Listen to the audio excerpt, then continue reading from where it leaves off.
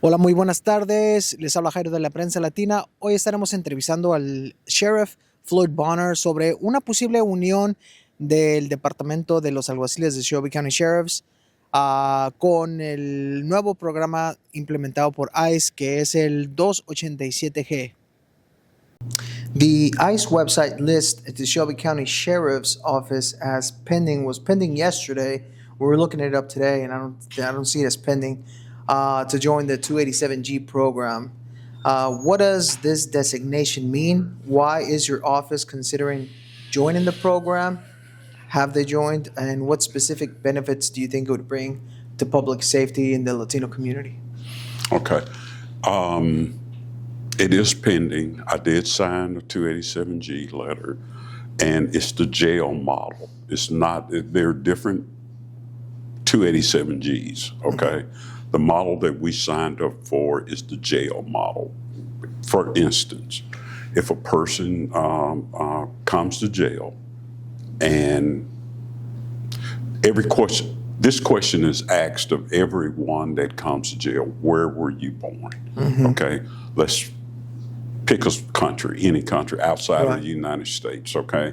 And they say that they're from that country. What we've always done is contacted ICE and said, hey, AB is here in the jail. He says he's from Y country. And if you're interested, then you need to come and get him, okay? You need to come get him. So as we move forward, what we decided, or what we signed up for, is to do the same thing, but with a 48-hour hold, which the state government in Nashville said that we must do.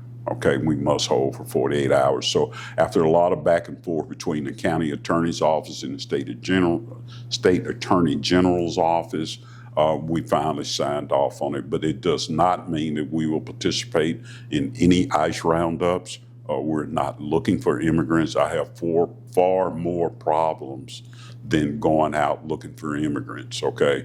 So it's not gonna be, even after the surge is over, okay? It's not gonna be a division of ICE officers going out looking for. The concern was that they were gonna have the training to perform the duties of law enforcement. What the training piece in that is doing some computer work inside the jail, you know, being able to look up names and whatever database that they have. That's the training piece of it. More in the administrative. Yeah, it's more the administrative piece. It's not going out and participating in that. Got it. So it wouldn't be applied to the deputies on the street? No.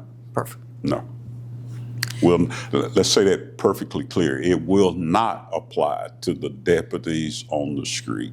It is only inside the jail. Inside the jail system. Okay, perfect. And how are the 1,800 arrests announced by the Memphis Safety Task Force in September 29 impacting the capacity and daily operations of the county jail, which I think you probably got in that. Well, funny you mentioned that.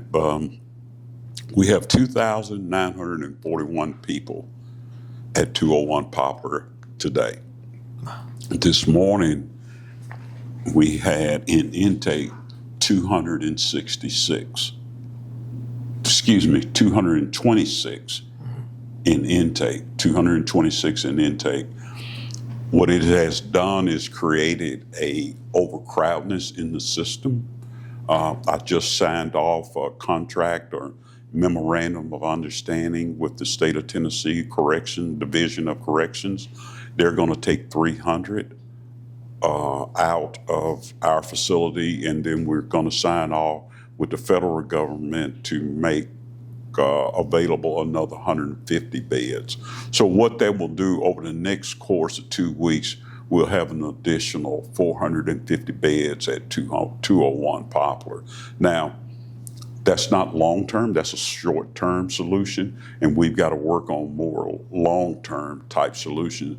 The problem that we are having is that even with a pretrial inmate, we cannot intermingle them with someone that's been convicted of a crime.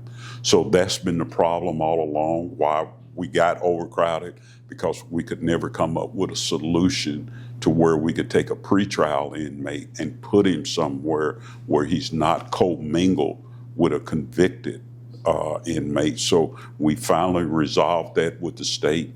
And we also resolved that with the U.S. Marshal Service. It had nothing to do with immigrants. It's more about creating bed space down at 201 Poplar.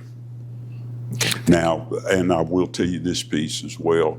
From what I understand, and I don't know this for sure, but what I've been told is that in Mason, Tennessee, where Core Civic operates a facility, that's where ICE detainees are being taken to, or one of the places. Yeah, one of the places. Yeah. Yeah.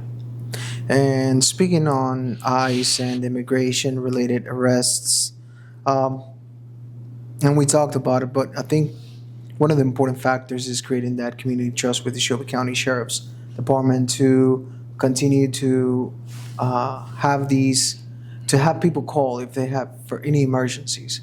So I think that trust is always needed. And how would you ensure that the collaboration with ICE does not increase or distrust among the immigrant communities in Memphis? And what is your view on that as far as keeping our community together?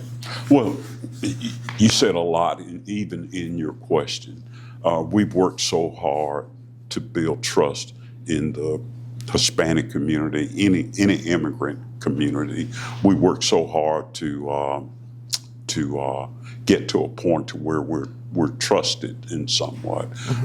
We see many times where domestic violence issues and things like that. We want people to call us and get the help that they desperately need before this escalates into something even more worse than what it is. Domestic violence is horrible, but we're going to have to keep working on it. It's just me as the sheriff coming on your radio show, talking to the people, the Hispanic officers that we have in the sheriff's office, being in those community meetings. Everybody in the sheriff's office understands my position, where I stand on that.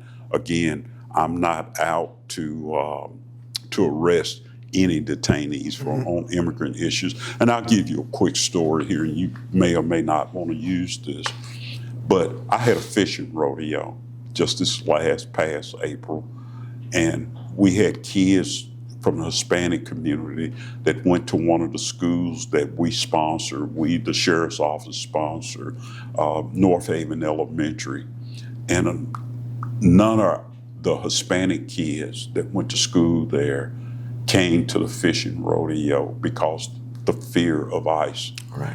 That broke my heart. It truly did, because what we're trying to build here, and the sincerity in which I say what I'm saying, we want to embrace all of the community. Yeah. All of the communities everywhere. And so for those kids to not come to the fishing rodeo where they had an opportunity to have a great day, catch fish, we fed them lunch, just loved on them. And so it broke my heart because the fear that their parents had, and maybe rightfully so, that it was some kind of the principal at North Haven, Mr. Pageant, does a great job up there. And he just told me, he said, Sheriff, my Hispanic kids, they were just afraid to come. Yeah. And it was, it's heartbreaking. It's heartbreaking. Yeah. Kids, and kids don't understand all of this grown up stuff. You see it. There was a couple of cultural programs that happened this weekend where it's great. It's a community cultural program for Dia de los Muertos, and it's just so sad where you see hundreds of people that come together. This last one I saw was very few people that were part of some of the programs. And even your Hispanic business owners that don't operate grocery stores and stuff. I'm fearful of what it's doing to their business, because people are afraid and they're staying in their homes and not going to the grocery stores and not doing the shopping. You have the holidays that are coming up. Yeah. Are you going to really get out there and shop for your kids? Are you going to have a great Thanksgiving and all of that? So, these are these are real world concerns, you know, and I get it. I truly get it. And it breaks my heart that, that we're living in a time such as this. But all we can do is have these conversations like you and I are having, trying to reassure the community that this is not our goal. Are we going to have hiccups along the way? Of course we are. But I assure the immigrant community, when we do have hiccups, you know, we're going to address them, and we're going to address them head on, and try to solve the problems that, you know, whatever the problem is. But it's just, we're living in some difficult times right now. Yeah. And a lot of people are fearful of driving, like you said, and going to activities, taking their kids to school. So that is for surely going to is having an emotional impact, economic impact in our community. And but I do appreciate you allowing us to come and have these conversations with you, with your department. And let me say this on that note: you are welcome anytime. Okay, anytime Melissa can come, or if I can come, or just, you know, we're very open to the conversations, and I know people would be fearful, you know, the sheriff shows up or deputy sheriff shows up, but I mean this in all sincerity. You know, we want to work with you guys. We want to work with the community. We don't want to see, my biggest fear is that someone is being victimized of a crime and then they don't call because of that. And that's been my fear all along with all of this immigration push, that a woman or a child or something is being victimized, or even a male being victimized, and then you don't call because of the fear that what could happen. And but let's work through it together. I appreciate that. And work through it, and we can solve some of these issues, some of these problems. We can figure it out. Most certainly. And I hope we can. But we're very open to any suggestions that you might have. But if we need to do it a better way, a different way, as long as we can do it legally, you know, I'm more than happy to try it. You know, but I'm always open. I think many people in the sheriff's office are open-minded enough to know the times that we live in and trying to find a way to make it all work. And with the holidays coming up again, we hopefully we can find a way to make it work. Most certainly. Appreciate your time. Sure, absolutely. I look forward to having more collaborative opportunities with the department to continue to build that trust, you know, that I think I know our community needs, and to have this type of leadership, that representation from you to speak out, to speak with our community means a lot. So on behalf of Prince, on behalf of our community, I appreciate it, Sheriff Bonner. And well, thank you. I again, thank you for coming. Thank you for sitting down with us. And it's nothing like hearing it from me.